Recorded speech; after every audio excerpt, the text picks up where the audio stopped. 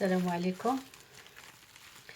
غادي نوري لكم واحد الوصفه طبيعيه كتصلح الكحه والقرجومه ملي كتكون مريضه بالكرموس، الكرموس اليابس ولا الشريحه. هذه راها ديالنا ديال البلاد، انا صوبتها في الصيف وكندسها فيما كيحرق يجيني الرواح كنديرها وزوينه. جربتها انا، هذه هو السيرو ديالي، ما كنشريش السيرو، وريتها لبزاف ديال الناس وعجبات لهم وبراو عندهم. ايوا غادي نوري لكم كي غادي ندير. نحتاج الكرموس اليابس ونحتاج الماء. اذا غادي ديروها تفرقوها هكا على جوج، تحطوها هكا في الكاس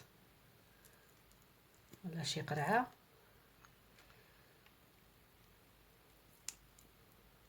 هذا راه الكرموس الكحل، كاين اللي كيديروها بالخضره، كاين اللي كيديروها بالكحل. هذه كتجي زوينه، فيها صحيه احسن من عاد من الاخرى الخضره. صافي كديري ليها هكا وتزيدي عليها الماء وتخليوها مده جوج سوايع 3 السوايع، ولا ديروها في الليل حتى للصباح. ولا المهم الا سحقيتوها دغيا بغيتو باش تشربوها تكونوا مرادين، تسخنوا شويه الماء، ديروا شويه الماء سخون وتحطوا فيها الكرموس. الا كتحسوا هذاك الشيء كيحرق لكم الكحاوي ديروها وتخليوها غد ليه كتصبح هكا. المهم هذه راه درتها عندها شي 4 السوايع. شوف كي كتجي بحال العسل، ملي كتشربيه بحال العسل نيشان. غير كتشربوه كيمشي هذاك الشيء اللي عندكم في القرجومه والكحه.